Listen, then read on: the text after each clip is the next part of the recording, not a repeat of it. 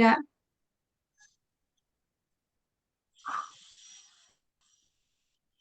Oke, baik. Bismillahirrahmanirrahim. Assalamualaikum warahmatullahi wabarakatuh.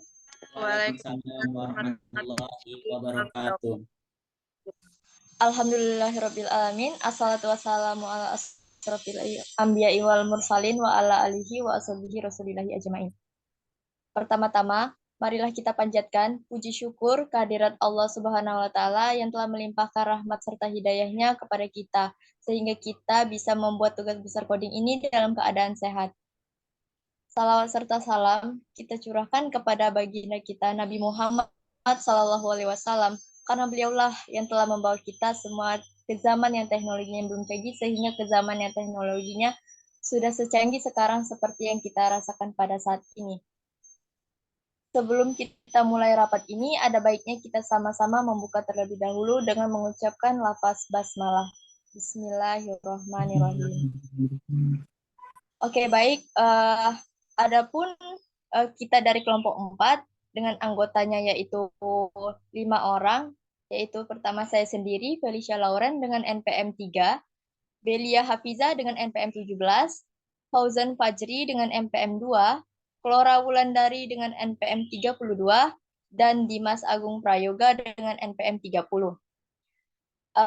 Jenis website yang kita buat yaitu statis atau jenis konten ataupun juga website hiburan. Dan adapun isi website ini yang akan nantinya disampaikan atau dibacakan kepada rekan atau anggota kelompok saya, kepada Dimas dipersilahkan.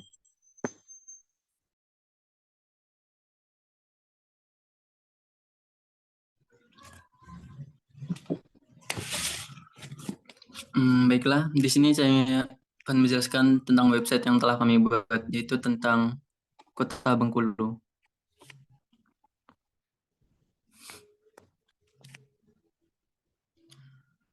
Bengkulu adalah sebuah wilayah provinsi yang berada di Pulau Sumatera, Indonesia. Ibu kota provinsi Bengkulu terletak di kota Bengkulu. Provinsi ini terletak di bagian barat daya Pulau Sumatera dan pantai barat di bagian selatan. Pulau Sumatera yang berbatasan dengan langsung dengan Provinsi Sumatera Barat, Jambi, Sumatera Selatan, dan Lampung di wilayah sekitarnya. Pada tahun 2020, jumlah penduduk provinsi ini sebanyak 2.091.314 jiwa dengan kepadatan 105 jiwa per kilometer.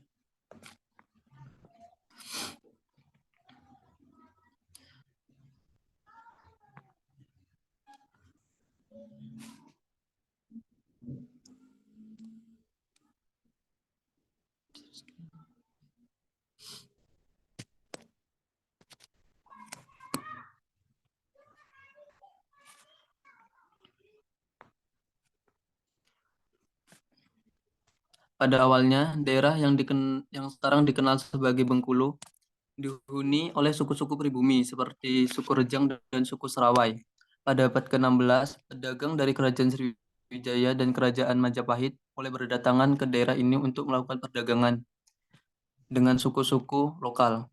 Pada abad ke-17, Bengkulu menjadi pusat perjuangan antara dua kekuatan kolonial di Asia, yaitu Belanda dan Inggris. Pada tahun 1685, Inggris mendirikan pos perdagangan di Bengkulu, yang kemudian berkembang menjadi sebuah kota bernama Bankoloen. Namun, pada tahun 1824, Inggris menyerahkan Bengkulu kepada Belanda sesuai dengan Perjanjian London.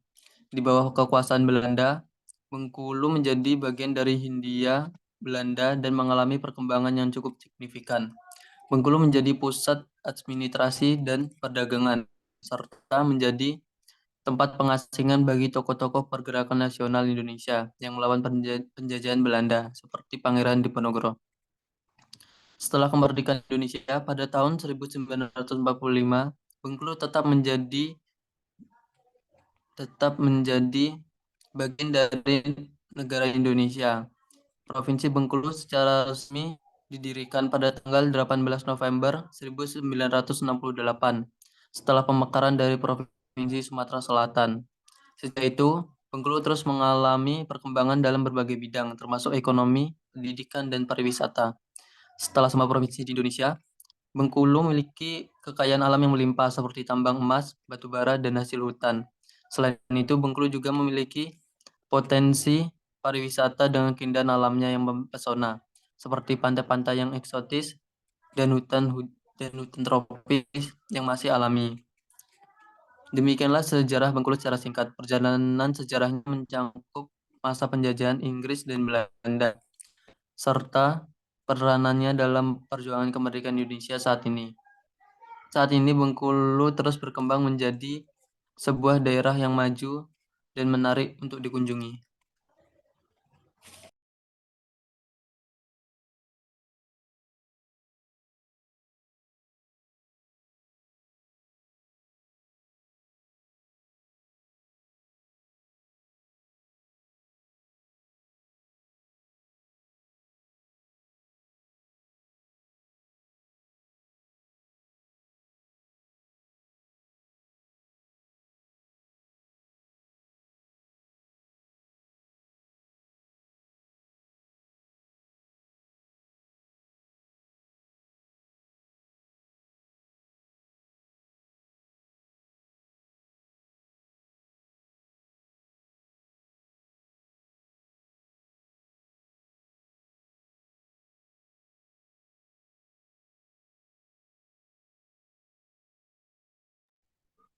Wisata yang ada di Bengkulu.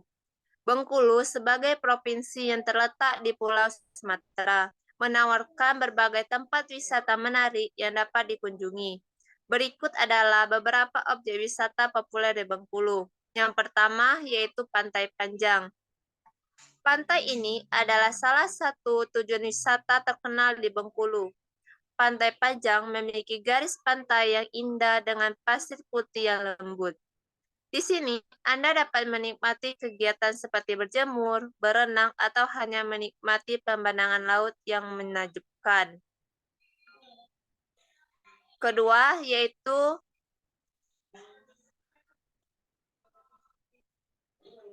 Bukit Kaba.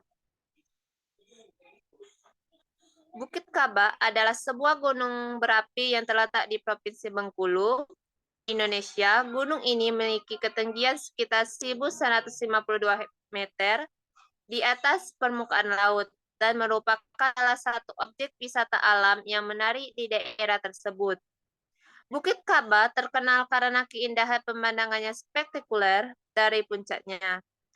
Anda dapat menikmati fenomena yang menakjubkan, termasuk hamparan hutan yang hijau, lembah-lembah yang indah, dan pemandangan kota Bengkulu di kejauhan. Selain itu, udara di sekitar Bukit Kaba sangat segar dan sejuk, menjadikannya tempat yang ideal untuk trekking dan petualangan alam. Ketiga, yaitu Pulau Tikus.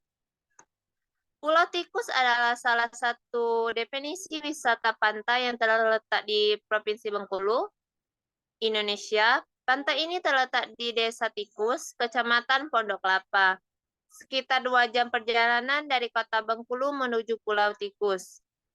Pulau Tikus dikenal karena keindahan alamnya yang masih alami dan fenomena pantai yang menakjubkan. Pantai ini memiliki garis pantai yang panjang dengan pasir putih yang lembut, serta air laut yang jernih dengan warna biru yang memukau.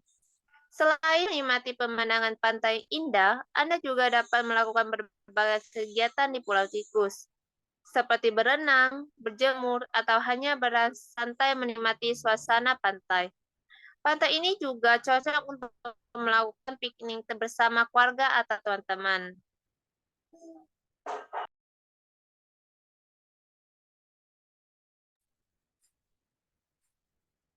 Oke, baiklah di sini saya akan melanjutkan presentasi mengenai salah satu poin yang terdapat di dalam web kami yaitu makanan khas daerah Provinsi Bengkulu. Nah, ada banyak makanan khas Bengkulu yang bisa kita coba mulai dari makanan khas Bengkulu yang bercita rasa manis hingga asin gurih. Dari sekian banyaknya makanan khas Bengkulu, ada beberapa yang banyak dicari dan disantap oleh masyarakat setempat dan juga turis lokal hingga asing. yaitu yang pertama adalah lemang.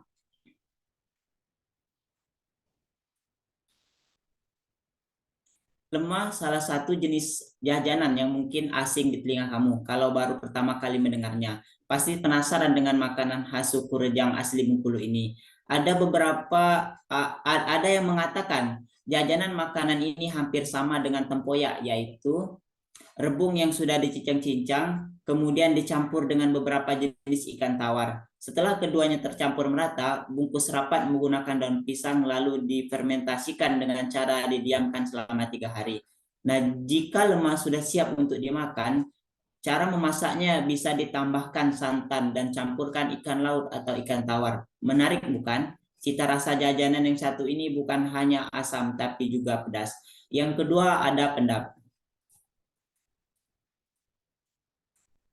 Makanan ini tidak hanya terkenal di Nusantara saja, bahkan di luar negeri seperti Belgia, Jepang, dan Australia. Kuliner santapan ini cukup digemari. Luar biasa bukan? Kuliner khas yang satu ini, kalau penduduk lokal kadang menyebutnya dengan nama ikan pais, ikan yang memiliki cita rasa gurih dan enak. Tidak heran jika di pasaran permintaan jenis ikan yang satu ini cukup tinggi. Inilah yang menjadi salah satu rahasia kenapa makanan pendap ini banyak diburu oleh para pecinta kuliner. Kalau dilihat dari bentuk jajanan, kuliner khas satu ini hampir mirip sama dengan pepes. Bedanya kalau pepes dibungkus menggunakan daun pisang, sementara kalau pendap menggunakan daun talas. Cita rasanya yang gurih dan pedas serta baunya yang khas membuat selera makan meningkat. Yang ketiga ada baitan. Kue tat atau sering disebut dengan kue baitan adalah kue yang disajikan dalam ukuran kecil layaknya biskuit. Pada awalnya, kue ini hanya disajikan untuk para raja dan orang-orang kalangan ningrat. Tetapi seiring berjalannya waktu, kue ini sudah banyak dijual secara umum. Kue tat memiliki rasa yang manis, gurih, lembut di mulut. Maka jangan heran kue yang satu ini jadi cemilan favorit masyarakat Bengkulu. Untuk selanjutnya akan dijelaskan kepada rekan kami yaitu Belia Hafiza.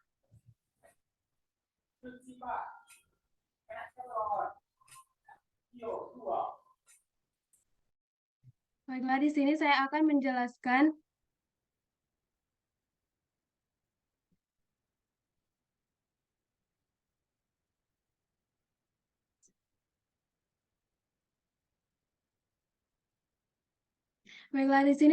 menjelaskan kode-kode HTML yang kami gunakan untuk membuat website yang kami buat. Yang pertama itu adalah halaman home. Yang pertama kami buat yaitu dengan menggunakan kode untuk menentukan jenis dari website yang kami akan gunakan, yaitu jenis Charseed UTF-8 dan juga Naive Report yang artinya Naive Report Content with Device with Initial Skala 1 yang artinya bahwa website yang kami buat akan adaptif dengan skala dari layar oleh user dengan judul Provinsi Bengkulu dan juga link rel style set tipe text CSS href CSS style.css yang akan menghubungkan index.html dengan style.css. Yang pertama itu adalah kami membuat header medsos dengan list Facebook, YouTube, dan juga Twitter. Yang selanjutnya ada header selanjutnya yaitu ada home, sejarah, wisata, dan juga makanan khas. Yang selanjutnya adalah bagian banner. Di dalam bagian banner kami meletakkan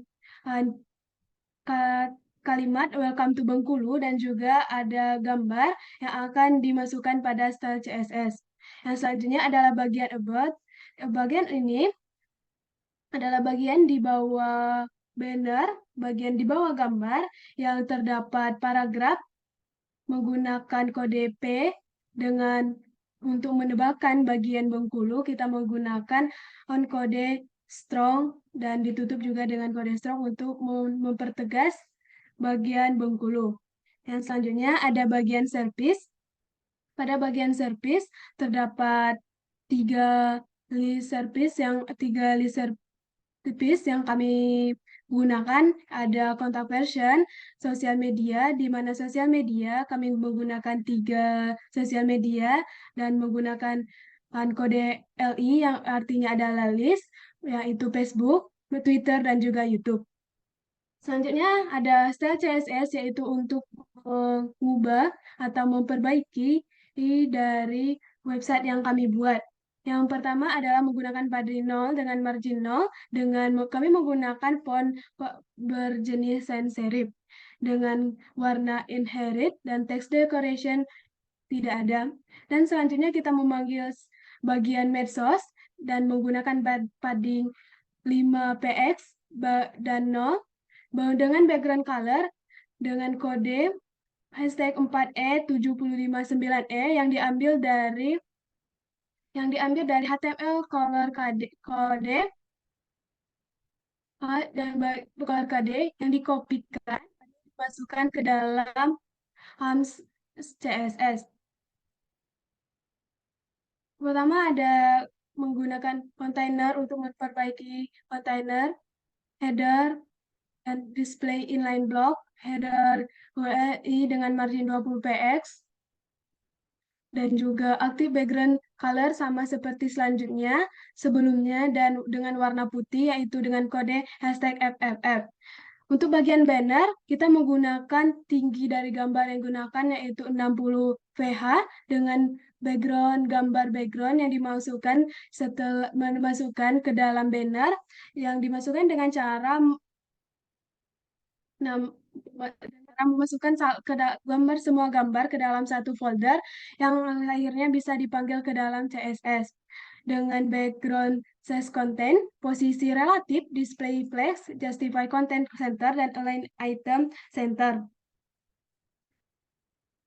Untuk selanjutnya banner after setelahnya untuk menggunakan display block, posisinya absolute dengan bagian atas 0, kiri 0, kanan 0, dan bawah 0 dengan background color, yaitu membuat bagian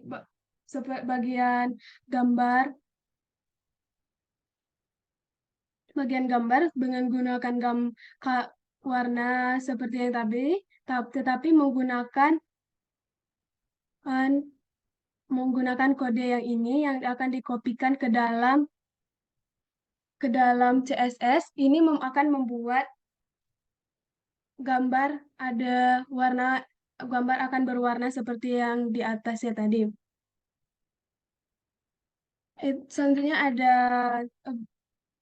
ada section about yang akan dipanggil di sini, akan membuat section about paragraph dengan warna hashtag 66 artinya hitam, keabu-abuan dengan spasi kalimat 2px dengan line height atau ketinggian dari kalimat itu 25px dengan text align justify margin bottom 25px untuk memisahkan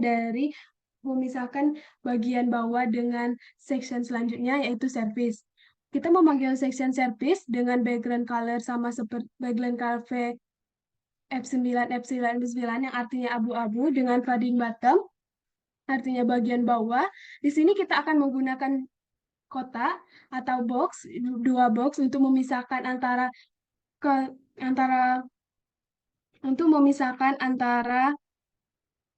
kontak person dan juga sosial media. Dan untuk bagian box kita menggunakan 2 kolom dengan padding 20px dengan width 50% dan box using border box dengan front left. Setelahnya dengan margin 50px 0 dan margin 0 auto dan label akan menggunakan warna seperti yang di atas. Dan selanjutnya adalah halaman sejarah. Halaman sejarah bisa kita copy saja dari halaman indeks, lalu kita bisa mengubah halaman indeks. Setelahnya kita bisa menghapus bagian banner dan mengubah section about menjadi section sejarah atau halaman sejarah dan memasukkan paragraf sejarah yang akan kita masukkan. Dan juga memasukkan gambar dengan besar gambar yaitu 100%. Halaman wisata sama seperti halaman sejarah, kita hanya akan mengubah section about kelas kontainer menjadi wisata dan juga gambar-gambar yang akan kita masukkan dan paragraf-paragraf yang kita akan masukkan ke dalam halaman wisata. Sama halnya dengan halaman makanan khas, kita hanya perlu mengubah menjadi halaman makanan wisata dan juga gambar yang akan kita masukkan dan paragraf-paragraf yang akan kita masukkan. Di sini juga ada section label atau bagian label di bagian kiri atas halaman, yaitu home atau makanan khas. Itu disebut dengan section label pada web akan berbentuk seperti home makanan dan atau makanan khas di sini yang akan diatur di CSS untuk mengubah warna, bentuk tulisan, dan juga tempat dari section tersebut. Itu adalah kode-kode HTML yang kami gunakan, HTML dan CSS yang kami gunakan dalam pembuatan website tentang website Provinsi Bengkulu ini. Sekian dari saya, terima kasih. Saya kembalikan kepada moderator. Baik, itulah presentasi dan tugas besar yang kita buat atau yang kami buat. Tiba saatnya di ujung presentasi kita tutup dengan mengucapkan lafaz hamdalah. Alhamdulillahirrabbilalamin. Saya selaku moderator, apabila kami semua terdapat kesalahan dalam mengucap ataupun menjelaskan, mohon dimaafkan. Sebelum ditutup, saya mau pantun dulu. Padi habis ditinggal jerami. Bakar dulu hingga bersih. Rupanya presentasi kami sampai di sini. Cukup sekian, terima kasih. Wassalamualaikum warahmatullahi wabarakatuh. Waalaikumsalam warahmatullahi wabarakatuh.